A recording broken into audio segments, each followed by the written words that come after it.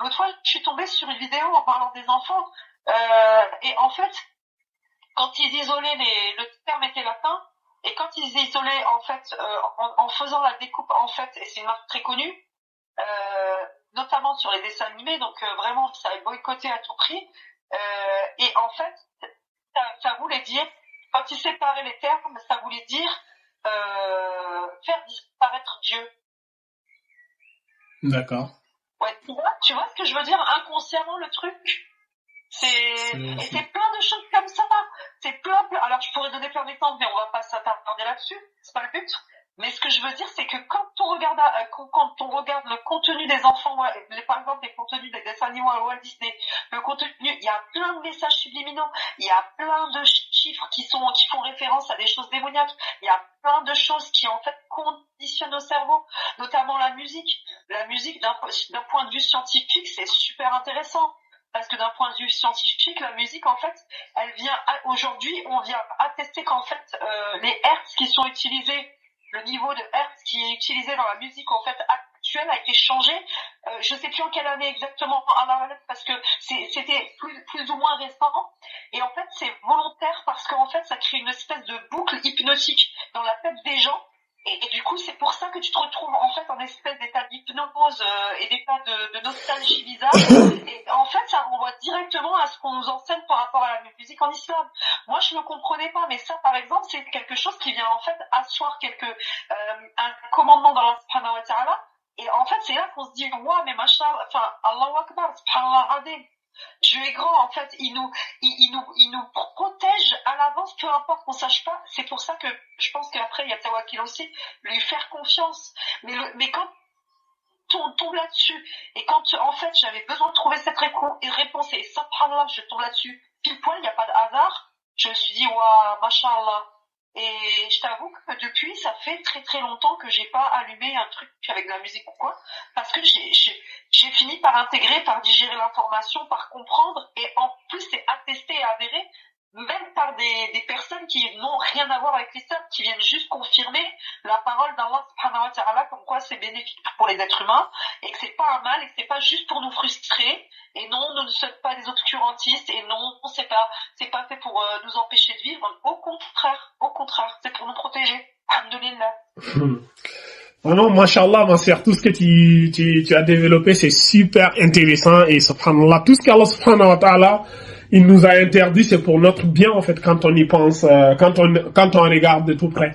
Allah subhanahu wa ta'ala lui-même, il nous dit, Taha, dans le Coran, il nous dit dans la sourate Taha, il dit, A'udhu billahi minash shaitanir rajim, bismillahir rahmanir rahim, Taha, ma anzalna alayka al-Qur'ana litasqa. Allah dit, nous ne t'avons pas révélé le Coran, nous ne t'avons pas envoyé le Coran pour que tu sois malheureux.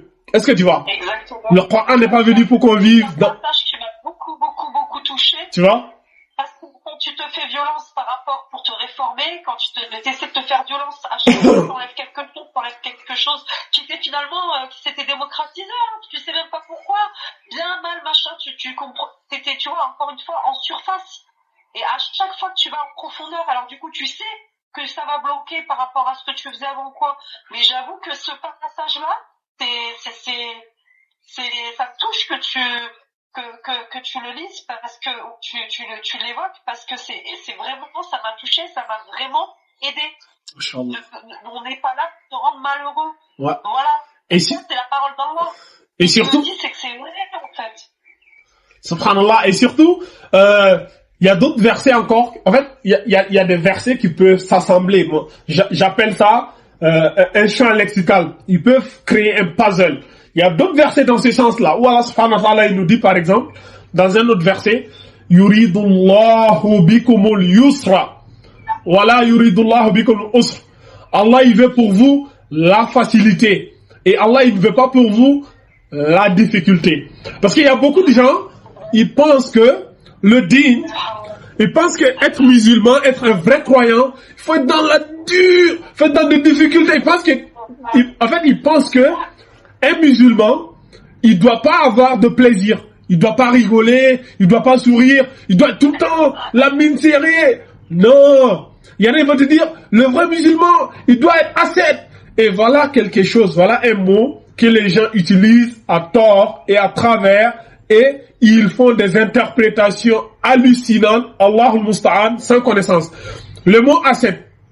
Les gens vont te dire, oh, le messager d'Allah, on te sort les hadiths où le messager d'Allah, sallallahu alayhi wa sallam, il dormait sur une natte, et que Omar ibn al-Khattab est rentré dans sa chambre, il y avait que la natte avait laissé des traces sur le dos du messager d'Allah, sallallahu alayhi wa sallam. Et lorsque Omar, il est rentré, il a vu le messager d'Allah dans cette situation, il s'est mis à pleurer, et le messager d'Allah lui demande pourquoi. Et Omar lui dit, ya Rasulallah, quand je vois ta situation, comparé à César et à Khosroès, qui sont les grands rois de ce bas monde dans des palais extravagants et tout, et moi je vois ta situation, ça m'a rendu ému. Et le messager d'Allah lui dit, ya Omar, cela ne te suffit pas que eux ils ont la dunya et nous l'au-delà. Et les gens utilisent ces versets-là, ces trucs-là, ces hadiths-là, pour te faire croire qu'être ascète, voilà, il faut être pauvre, faut te laisser aller, faut s'écrouler par terre. Non! Ça, c'est une mauvaise compréhension. Le messager d'Allah, sallallahu alayhi wa sallam, il n'était pas pauvre. Hein. Quelqu'un qui pense que le messager d'Allah, il était pauvre, qui repart apprendre encore ses leçons de biographie. Le messager d'Allah, quand il était mort, il avait quoi? Il avait 1/5 du butin de guerre. Le messager d'Allah. Il avait des hectares de terre qui lui appartenaient. En fait, le messager d'Allah, il était riche. Mais lui, il a choisi volontairement de tout donner. Est-ce que tu vois? C'est différent. Lui, tout ce qu'il gagne, il distribue tout. Bien sûr. Mais il n'était pas pauvre. C'est quelqu'un, il était même riche, sallallahu alayhi wa sallam. Mais il donnait tout. Il donne à tel point qu'il n'avait même pas peur de la pauvreté. Dans un hadith, le messager d'Allah, sallallahu alayhi wa sallam, il a croisé un mécréant. Le messager d'Allah avait un troupeau. Un troupeau qui remplissait l'espace qui sépare deux montagnes. Et le gars lui dit, donne-moi ce troupeau. Et le messager d'Allah lui a tout donné. Et il a tout pris. Le gars même est reparti dans son pays, il dit, vraiment rentrer dans l'islam, parce que c'est Mohammed là, il donne de tel, comme une personne qui ne craint pas la pauvreté. Tu vois? Donc, la vraie définition de l'ascétisme. L'ascétisme, c'est quoi? La vraie définition de l'ascétisme, c'est de chercher ce qui est halal et de s'écarter ce qui est haram. Quand tu es dans ce contexte-là, tu es ascète. Il n'est pas haram d'avoir une fortune.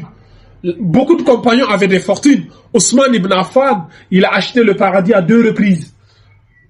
Il a acheté le paradis. À la bataille de Tabouk, le messager d'Allah voulait que les compagnons viennent contribuer pour pouvoir préparer la guerre. Ousmane, il est venu avec 300 chameaux remplis de marchandises et d'armes et tout pour le donner à Allah et son messager. C'est comme si aujourd'hui, quelqu'un te remplit 300 containers et il donne sa fille Sabilillah. Des containers remplis de marchandises. Peu importe, même si c'est des containers remplis de poupées.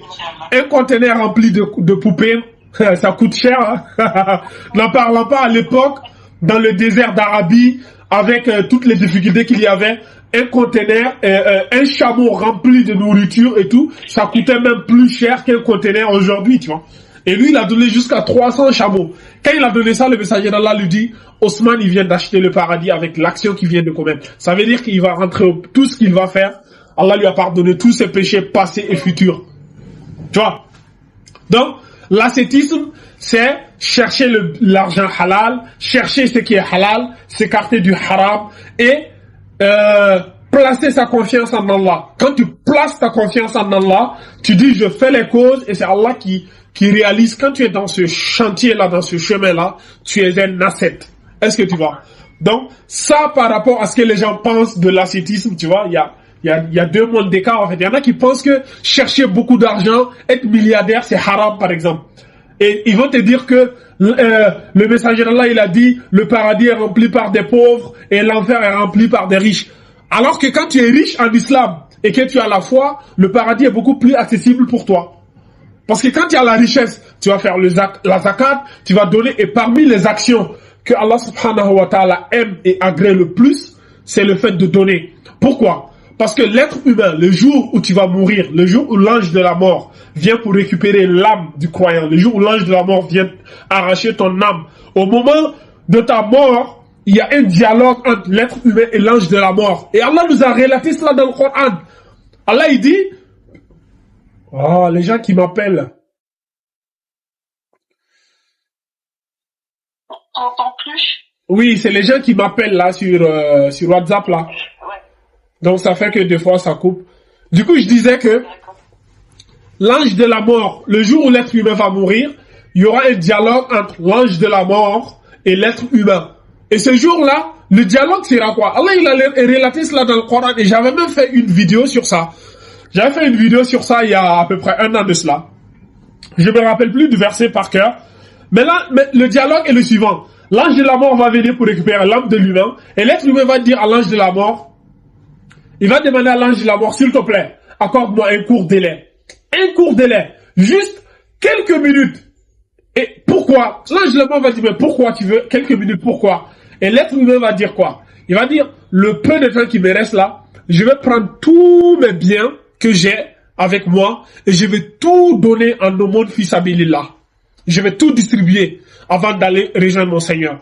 Et c'est ça, Allah va lui dire, on n'accorde plus de délai à une âme dont le délai est arrivé. Donc, et les savants ont déduit que, puisque c'est la seule chose que l'être humain va, parce qu'à ce moment-là, l'être humain ne demande pas à Allah, je vais aller faire la prière, ou je vais faire le jeûne, ou je vais faire le djihad. Non. La seule chose que tu vas demander à ce moment-là, c'est le fait de donner. Donc les savants ont déduit que le fait de donner, c'est l'action qui a le plus de mérite, qu'Allah aime le plus parmi tous les actes d'adoration, c'est le fait de donner. Et aujourd'hui, c'est l'action la plus négligée par les musulmans. On préfère aller faire Qiyam al-Layl, on préfère se vanter de faire des trucs, mais dans le même temps, on ne donne pas l'aumône, on fait pas la zakat, ni rien, et on est avare, on veut pas distribuer, nos frères et sœurs meurent, on s'en fout, les gens sont là-bas, ils n'arrivent pas à manger, on s'en fout. Et tu vois, et c'est ça qui est dangereux, en fait. C'est ça, tu vois, que nous, on a mal compris le deal, en fait.